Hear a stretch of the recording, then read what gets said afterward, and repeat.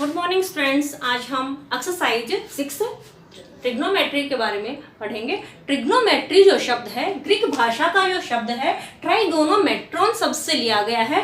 Try मतलब 3, गोनो यानी साइड्स और मेट्रॉन यानी मेजर करना। तो इस प्रकार से त्रिकोणमिति में ट्रिग्नोमेट्री में हम त्रिभुज की तीनों साइड्स को मेजर करते हैं। मान लीजिए ये एक ऑब्जर्वर है, यहाँ पर कोई ऑब्जर्वर कोई भी हो सकता है, लड़का है। मान लो यहाँ पे कोई हवाई जहाज जा रही है या पतंग उड़ रही है तो इसको देख रहा है ये यहाँ पे। तो यहाँ पे ये जो इस त्रिभुज यहाँ पे जो त्रिभुज बनेगा वो एक समकोण त्रिभुज बनेगा। समकोण त्रिभुज में ही हम ट्रिग्नोमेट्री को अप्लाई कर सकते हैं। तो यहाँ पे ये जो एंगल बनेगा, मान लीजिए ये एंगल थीटा बन रहा है, ये जो लड़के की आंख से जो एंगल बन रहा है थीटा बन रहा है और इस उड़ती हुई पतंग को या हवाई जहाज को वो देख रहा है। तो इस प्रकार से त्रिभुज की जो साइड्स हैं और एंगल है उसके बीच में इसके अंदर अध्ययन किया जाता है। इस प्रकार से त्रिकोणमिति जो है वो त्रिभुज की किसी समकोण त्रिभुज में भुजाओं और कोणों के बीच में संबंध के बारे में अध्ययन किया जाता है। नेक्स्ट हम पढ़ते हैं त्रिकोणमितीय अनुपात। समकोण त्रिभुज में किसी न्यून कोण के सापेक्ष भुजाओं का जो अनुपात होता है वही त्रिकोणमितीय अनुपात कहलाता है। मान लीजिए ये एक समकोण त्रिभुज दे रखा है हमको ABC। ये जो कोण है वो हमने थीटा ले लिया है। यहाँ पे मान लीजिए कोण C है, तो C के जो सामने की जो भुजा होती है वो सम्मुख भुजा कहलाती है और जिसको हम लंब भी कहते हैं। और कोण से जुड़ी हुई भुजा जो है वो कोण की संलग्न भुजा कहलाती है जिसको हम आधार कहते हैं। और 90 डिग्री के सामने जो भुजा होती है वो कर्ण कहलाती है। इस प्रकार से त्रिभुज की तीनों भुजाओं जो है तीनों भुजाओं में एक रिलेशनशिप्स होती है। तो इस प्रकार से हम यहाँ पे त्रिभुज की भुजाओं में जो अनुपात को पढ़ते हैं वही त्रिकोणमितीय अनुपात कहलाता है। मान लीजिए हमको इस C कोण के सापेक्ष अनुपात ज्ञात कर रहे हैं हम, तो कोण C जो है C के सामने जो भुजा है वो कहलाएगी लंब और C से जुड़ी हुई भुजा कहलाएगी आधार। तो इस प्रकार से त्रिभुज की जो भुजाओं हैं उनके बीच में हम संबंध देख लेते हैं। तो सबसे पहले जो ये है AB बटा AC, लंब बटा कोण का जो अनुपात है वो कहलाता है साइन। सेकंड जो है त्रिभुज कोस, जो है कोस होता है त्रिभुज में जो समकोण त्रिभुज है उसमें कोण C से जुड़ी हुई भुजा यानी ये BC और कर्ण का जो अनुपात है वो कहलाता है कोस। और tan जो है वो कहलाता है समकोण जो कोण C है, कोण C की सामने जो भुजा है यानी लंब और आधार का जो अनुपात है वो tan कहलाता है। इसी प्रकार से इनके तीन अनुपात हमने निकाल लिए। बाकी हम त्रिभुज समकोण त्रिभुज में कर्ण AC बटा AB भी अनुपात ले सकते हैं। जरूरी नहीं है कि हम पहले AB लिखें फिर AC को लिखें, जरूरी नहीं है। तो हम पहले AC भी लिख सकते हैं, बटे में AB भी लिख सकते हैं। ऐसा कर देते हैं तो वो अनुपात कहलाता है कोसेक C, यानी साइन का उल्टा होता है कोसेक। इसी प्रकार से कोस का उल्टा होता है सेक, यानी सेक में जो है जो होगा कर्ण बटा आधार होगा कहलाएगा सेक थीटा, सेक C। और tan का उल्टा होता है कोट, एंगल C है तो C रहेगा, तो यानी इसमें हो जाएगा आधार बटा लंब जो है वो हो जाएगा कोट C। अगर एंगल हमने C नहीं लिया है, अगर एंगल हमारा ये A है यानी ऊपर वाला एंगल है, तो आधार और लंब जो है वो चेंज हो जाएंगे। इस कोण C के सामने ये भुजा BC है, तो अब यहाँ पे इस त्रिभुज के में ये जो कोण भुजा BC है वो इसकी सम्मुख भुजा कहलाएगी। और इस A से जुड़ी हुई भुजा, ये जो भुजा AB है वो कहलाएगी इसकी संलग्न भुजा। और कर्ण हमेशा फिक्स रहता है, 90 डिग्री के सामने की जो भुजा होती है वो हमेशा कर्ण कहलाती है। 0 डिग्री के त्रिकोणमितीय अनुपात, हमको 0 डिग्री के त्रिकोणमितीय अनुपात याद करने हैं, इसलिए हम मान लेते हैं कि ABC एक समकोण त्रिभुज है और AB'C' भी एक समकोण त्रिभुज है। दोनों त्रिभुजों में कर्ण AC और AC' बराबर है। जब कोण थीटा की वैल्यू जैसे जैसे हम बढ़ाते जाएंगे वैसे वैसे इस BC की जो वैल्यू है वो बढ़ती जाएगी। जैसा कि हम इस चित्र में देख रहे हैं कि जैसे जैसे हमने थीटा की वैल्यू, थीटा पहले यहाँ तक था तो BC की वैल्यू इतनी थी, लेकिन जैसे ही हमने थीटा की वैल्यू यहाँ से यहाँ तक करी तो BC की जो वैल्यू है वो B डैश C डैश के बराबर हो जाती है। इसी प्रकार से इसका विपरीत अगर हम करें, यानी ये जो थीटा की वैल्यू जैसे जैसे हम कम करते जाएंगे वैसे वैसे AC की जो वैल्यू है वो AB के बराबर होती जाएगी। अब हम 0 डिग्री के त्रिकोणमितीय अनुपात ज्ञात करते हैं। तो समकोण त्रिभुज ABC में साइन की जो वैल्यू होती है वो होती है लंब बटा कर्ण, यानी BC बटा AC हो जाएगी, और BC की जो वैल्यू है वो हो जाएगी 0, यानी ये जो BC है वो 0 हो जाएगा जब ये एंगल थीटा जो है वो 0 डिग्री होगा। यानी जब एंगल थीटा 0 डिग्री है तब AB और AC दोनों के बीच में जो डिस्टेंस है बिल्कुल 0 हो जाएगी। तो यानी ये AB और AC दोनों आपस में क्या हो जाएंगी, बराबर हो जाएंगी, और ये जो बीच की जो डिस्टेंस है BC वो हो जाएगी 0 के बराबर। तो 0 बटा AC, और 0 बटा डिवाइड बाई कुछ भी हो तो वो 0 के बराबर होता है। नेक्स्ट जो कोस जो है वो होता है आधार बटा कोण। तो आधार और कोण दोनों इस कंडीशन में जब कोण का मान 0 हो जाएगा तो आधार और कोण दोनों आपस में बराबर हो जाएंगे, कैंसिल हो जाएंगे, तो इसकी वैल्यू आ जाएगी 1। tan की वैल्यू जो होती है वो होती है लंब बटा आधार। यहाँ पर लंब जो BC है वो 0 हो जाएगा जब थीटा की वैल्यू 0 डिग्री है, उस समय ये BC की वैल्यू क्या हो जाएगी, 0 बटा 1 जो है वो हो जाएगी। तो यहाँ पे साइन tan 0 है वो होता है साइन 0 बटा कोस 0। तो साइन 0 की वैल्यू देखो 0 है और कोस 0 की जो वैल्यू है वो 1 होती है। तो 0 बटा 1 बराबर आ जाएगा 0 के, और हम इसको इस सूत्र की सहायता से भी निकाल सकते हैं और लंब बटा आधार की सहायता से भी निकाल सकते हैं। लंब बटा आधार में निकालेंगे तो ये वैल्यू 0 और ये वैल्यू दोनों आपस में बराबर ही है, तो ये 0 बटा AB मतलब 0 ही हो जाएगा। तो इस तरीके से भी निकाल सकते हैं और वैसे भी BC बटा AB की सहायता से भी निकाल सकते हैं। साइन का जो अपोजिट होता है वो होता है कोसेक। कोसेक की वैल्यू हो जाएगी 0 की अपोजिट 0 का जो है 0 का मतलब 0 है, इसका उल्टा जो हो जाएगा वो हो जाएगा इन्फिनिटी, यानी अपरिभाषित। इसी प्रकार से कोस के जो उल्टा होता है वो होता है सेक, और सेक 0 की वैल्यू 1 है ये, तो 1 का उल्टा 1 ही हो जाएगा। tan है, tan का उल्टा कोट होता है, और कोट की जो वैल्यू है वो हो जाएगी, tan की वैल्यू 0/1 है तो वो हो जाएगी कोट की वैल्यू 1/0, और 1/0 को हम परिभाषित नहीं कर सकते, इसलिए इसका मान आ जाएगा इन्फिनिटी। नेक्स्ट जो मान है 90 डिग्री के त्रिकोणमितीय अनुपात। इस त्रिभुज ABC और AB' में जैसे जैसे हम इस थीटा की वैल्यू बढ़ाते जाएंगे वैसे वैसे यहाँ पे क्या होगा कि ये जो आधार है वो बिल्कुल कम होता जाएगा, और जब थीटा की वैल्यू जो है वो 90 डिग्री के बराबर हो जाएगी तो ये AB है वो बिल्कुल शून्य हो जाएगा, यानी ये जो कोण जो है तिरछी लाइन है वो बिल्कुल इस BC के बिल्कुल ऊपर आ जाएगी, यानी AC जो है वो BC के क्या हो जाएगी, इक्वल हो जाएगी। तो ऐसी कंडीशन में हम साइन की वैल्यू जब निकालते हैं तो साइन का सूत्र होता है हमारे पास में लंब बटा कोण। तो यहाँ पे इस त्रिभुज ABC में जो हम साइन की वैल्यू निकालेंगे तो हो जाएगा BC बटे में AC।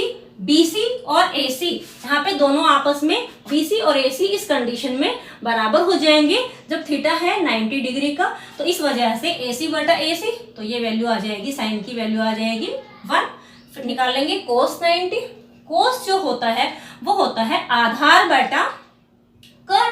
तो जब थीटा की वैल्यू 90 डिग्री है तो ये आधार जो है वो तो बिल्कुल शून्य हो जाएगा, आधार बटा कोण की वैल्यू AC है तो 0 बटा AC तो हो जाएगा 0। इसी प्रकार से हम tan की वैल्यू निकालेंगे, तो tan की हम सूत्र की सहायता से भी निकाल सकते हैं और इस त्रिभुज में त्रिकोणमितीय अनुपात की सहायता से भी निकाल सकते हैं। तो tan 90 का सूत्र होता है sin 90 बटा cos 90।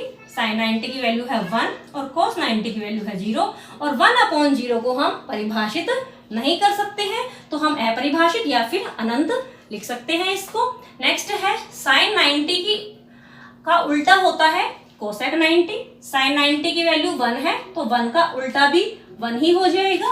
इसी प्रकार से कोस 90 की जो वैल्यू है वो उसका उल्टा हो जाएगा सेक 90। तो यहाँ पे कोस 90 दे रखा है 0 का मतलब 0/1 और 0/1 का मतलब उल्टा कर देंगे तो 1/0 जो कि अपरिभाषित हो जाएगा। इस प्रकार से tan 90 का उल्टा होता है कोट 90 और tan 90 की वैल्यू जो है अपरिभाषित है तो इसका उल्टा करेंगे 1/0 का तो उल्टा हो जाएगा 0/1 और 0/1 की वैल्यू हो जाएगी 0। इस प्रकार से हमने नेक्स्ट रेशियो निकालते हैं हम 30 डिग्री के त्रिकोणमितीय अनुपात और 60 डिग्री के त्रिकोणमितीय अनुपात। इसको निकालने के लिए एक हम समबाहु त्रिभुज ले लेते हैं ABC। एक समबाहु त्रिभुज लेंगे जिसकी भुजाएं हम मान लेते हैं 2a, यानी तीनों साइड्स को 2a ले लेंगे क्योंकि समबाहु त्रिभुज की तीनों साइड्स इक्वल होती हैं। इस वजह से इस समबाहु त्रिभुज में AD हमने ये लंब ड्रॉ किया है।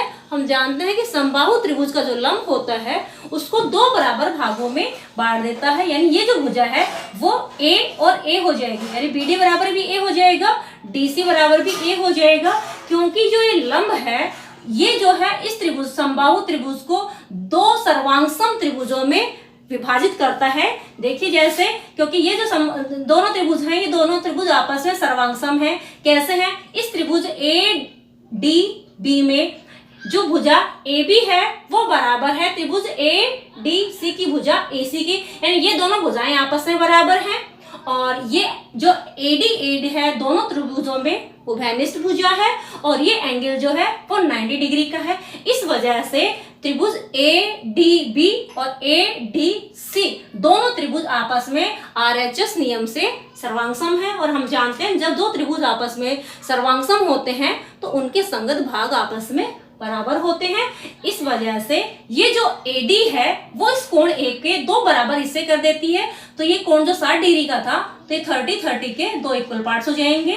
और इसी प्रकार से जो ये BC भुजा 2A थी वो BD बराबर DC होगा। CPCT से सर्वांगसम त्रिभुजों के संगत भाग बराबर होते हैं, इस वजह से ये A और ये भुजा भी A हो जाएगी। अब हम इस त्रिभुज के अंदर इस त्रिभुज ADB में 30 डिग्री, ये जो एंगल 30 डिग्री है इस 30 डिग्री के सम्मुख भुजा जो है BD है तो ये लंब हो जाएगी और इस कोण से जुड़ी हुई भुजा ये है वो आधार कहलाएगी। तो हम इसके त्रिकोणमितीय अनुपात निकाल लेते हैं, और लेकिन इसको निकालने से पहले हमको AD निकालनी पड़ेगी। तो इस त्रिभुज ADB में हम पाइथागोरस प्रमेय लगाते हैं। तो पाइथागोरस प्रमेय के अनुसार कोण का जो स्क्वायर होता है वो बराबर होता है आधार का स्क्वायर प्लस लंब का स्क्वायर। तो AB यानी ये जो AB है वो कर्ण है, AB का स्क्वायर बराबर हो जाएगा AD जो लंब है उसका स्क्वायर प्लस ये BD का स्क्वायर, इसके बराबर हो जाएगा। AB हमारे को हमने 2A मानी है तो ये 2A का स्क्वायर बराबर AD निकालनी है और ये जो BD है वो A हो जाएगी। तो A स्क्वायर इधर आएगा तो माइनस हो जाएगा, तो 4A स्क्वायर में से एक A स्क्वायर माइनस हो जाएगा तो ये हो जाएगा 3A स्क्वायर बराबर AD की जब वैल्यू निकालेंगे तो स्क्वायर हटेगा तो इधर अंडरूट लग जाएगा, तो यहाँ पे √3 हो जाएगा और A स्क्वायर का एक बाहर निकल जाएगा जोड़े से। इस प्रकार से हमने AD की वैल्यू निकाल ली। अब हम इस त्रिभुज ADB में पाइथागोरस प्रमेय की सहायता से हमने AD के मान निकाल लिए हैं। अब हम इस त्रिभुज में कोण 30 डिग्री के सापेक्ष त्रिकोणमितीय अनुपात ज्ञात करते हैं। तो साइन 30 जो है साइन 30 बराबर हो जाएगा, साइन का जो फॉर्मूला होता है वो होता है लंब बटा कर्ण। तो लंब यहाँ पे BD है और कर्ण यहाँ पे AB है। तो BD की वैल्यू निकाली थी हमने, ये जो BD है उसकी वैल्यू है A और AB जो है वो है 2A। तो A और A दोनों कैंसिल हो जाएंगे, ये तो ये आ जाएगा 1/2। cos 60 जो है cos 60 होता है आधार बटा कर्ण। आधार जो है यहाँ पे AD होगा क्योंकि इस कोण से जुड़ी भुजा AD है, इस वजह से तो AD बटा AB 90 डिग्री के सामने हमेशा कर्ण होता है। तो ये हो जाएगा AD की वैल्यू हमने निकाल ली है √3A और AB दे रखा है 2A, तो √3A अपॉन 2A, A से A कैंसिल हो जाएगा तो cos 30 की वैल्यू आ जाएगी √3/2। tan जो होता है वो होता है लंब बटा आधार। तो एंगल 30 डिग्री है, 30 डिग्री सामने लंब तो क्या है BD और आधार क्या है AD, तो इन दोनों का रेशो ले लेंगे तो ये हो जाएगा A/√3a, A और A दोनों कैंसिल हो जाएंगे तो ये आ जाएगा 1/√3। साइन की वैल्यू के अपोजिट वैल्यू होती है कोसेक की, तो साइन की वैल्यू हमने निकाल दी है, इसलिए साइन की वैल्यू का जो 1/2 है इसका उल्टा कर देंगे तो कोसेक 30 आ जाएगा।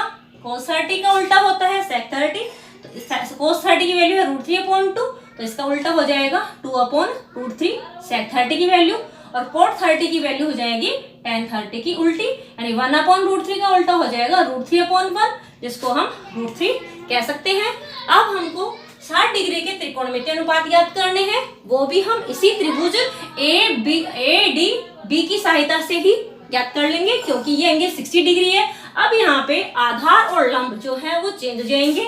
ये एंगल 60 डिग्री है, इस एंगल के सामने अब ये जो भुजा है वो बन जाएगी लंब, और इससे जुड़ी हुई भुजा ये हो जाएगी यहाँ पे आधार। तो त्रिभुज ADB में, इस त्रिभुज में हम sin 60 की वैल्यू निकालेंगे तो sin 60 हुई लंब बटा कर्ण, तो इस 60 के सामने लंब तो क्या है AD और कर्ण क्या है AB, तो AD/AB हो जाएगा। AD की वैल्यू हमें पता है √3a और AB 2a है, तो a से a कैंसिल हो जाएगा तो आ जाएगा √3/2 cos 60 होता है आधार बटा कर्ण, तो आधार यहाँ पे BD है जो a है इसकी वैल्यू, और AB की वैल्यू दे रखी है 2a, a से a कट जाएगा तो आ जाएगा 1/2 tan 60 लंब बटा आधार, लंब दे रखा है हमने निकाला था √3a/a, a से a कट जाएगा तो ये वैल्यू आ जाएगी √3। साइन का अपोजिट होता है कोसेक, तो साइन की वैल्यू है उसका अपोजिट कर देंगे तो ये कोसेक की वैल्यू आ जाएगी 2/√3। ऐसे ही cos 60 की वैल्यू 1/2 और इसका उल्टा कर देंगे तो 2/1, जो कि sec 60 की वैल्यू आ जाएगी। ऐसे ही tan 60 की वैल्यू है √3 और √3 का उल्टा कर देंगे तो 1/√3, जो होती है कोट की वैल्यू, क्योंकि हम जानते हैं tan और कोट दोनों आपस में एक दूसरे के उल्टे होते हैं। 45 डिग्री के त्रिकोणमितीय अनुपात 45 डिग्री के त्रिकोणमितीय अनुपात ज्ञात करने के लिए हम एक समकोण त्रिभुज ABC ले लेते हैं, जहां पे एंगल B 90 ले लेते हैं। त्रिभुज ABC में तीनों कोणों का योग 180 होता है। A की वैल्यू 45 रखेंगे, B की वैल्यू 90 और C की जगह C रखेंगे, इज इक्वल टू 180। 45 और 90 को ऐड करेंगे 135 आ जाएगा, प्लस एंगल C बराबर 180 डिग्री। एंगल C की वैल्यू निकाल लेंगे तो 180 में से ये 135 जो है वो माइनस हो जाएगा, तो ये आ जाएगा 45 डिग्री। इस प्रकार से एंगल A और C दोनों आपस में क्या है बराबर है। हम जानते हैं कि जब दो कोण, किसी त्रिभुज के दो कोण बराबर होते हैं तो उनकी समूह भुजाएं भी बराबर होती हैं। तो कोण A जो है उसके सामने की जो समूह भुजा है वो है BC, और C के सामने समूह भुजा है क्या है AB, यानी ये दोनों भुजाएं भी बराबर होंगी और हम इन दोनों भुजाओं को A मान लेते हैं। अब इस त्रिभुज ABC में पाइथागोरस प्रमेय लगा देते हैं, तो पाइथागोरस प्रमेय के अनुसार कर्ण स्क्वायर बराबर हो जाएगा आधार स्क्वायर प्लस लंब का स्क्वायर, यानी ये जो AC का जो स्क्वायर है बराबर हो जाएगा AB स्क्वायर प्लस BC के स्क्वायर के। AB की वैल्यू हमने A मानी है तो यहाँ पे A का स्क्वायर कर देंगे, प्लस BC भी बराबर है AB के, तो इसकी जगह भी क्या हो जाएगा A स्क्वायर आ जाएगा। AC स्क्वायर बराबर हो जाएगा A square plus A square हो जाएगा 2A स्क्वायर, स्क्वायर हटेगा AC का तो यहाँ पे लग जाएगा अंडर रूट, तो √2a इसकी AC की वैल्यू आ जाएगी। साइन A की वैल्यू निकालते हैं। साइन A जो है वो इस एंगल जो है 45 डिग्री है, तो इस 45 के सामने ये जो भुजा है वो लंब हो जाएगी और 90 के सामने ये भुजा कर्ण हो जाएगी। इस प्रकार से साइन 45 जो है वो हो जाएगा BC बटा AC। BC की जो वैल्यू है वो A है और कर्ण AC हमने निकाला था अभी √2a, तो ये √2a हो जाएगा, A से A कैंसिल हो जाएगा ये, तो ये आ जाएगी साइन 45 की वैल्यू 1/√2। कोस A की वैल्यू निकालेंगे, कोस A 45 है, कोस होता है आधार बटा कर्ण के, तो आधार A है और AC की जो वैल्यू है वो है √2a, A से A कैंसिल हो जाएगा तो कोस 45 भी आ जाएगा 1/√2। tan 45 tan जो होता है वो होता है लंब बटा आधार के, यानी BC बटा AB के, तो BC की वैल्यू भी A और AB की वैल्यू भी A से A कैंसिल हो जाएगा तो वैल्यू आ जाएगी tan की 1। tan का उल्टा होता है कोट, तो कोट 45 भी 1 आ जाएगा। कोस का उल्टा होता है sec 45, तो उसका cos 45 की वैल्यू है 1/√2, तो sec 45 की वैल्यू आ जाएगी 1/√2 का उल्टा यानी √2 हो जाएगी। sin 45 होता है sin 45 है 1/√2, तो sin का उल्टा होता है cosec 45, sin 45 का उल्टा cosec 45, तो इसकी वैल्यू 1/√2 का उल्टा कर देंगे तो ये आ जाएगी √2। इस प्रकार से हमने सभी त्रिकोणमितीय अनुपात 0 डिग्री, 30 डिग्री, 45 डिग्री, 60 डिग्री और 90 डिग्री के त्रिकोणमितीय अनुपात ज्ञात कर लिए हैं। अब हम नेक्स्ट क्लास में जो सभी त्रिकोणमितीय अनुपात है इसकी सारणी बनाएंगे और उसमें एक शॉर्ट तरीके से बता देंगे कि ये जो सारणी है वो किस तरीके से बनी है।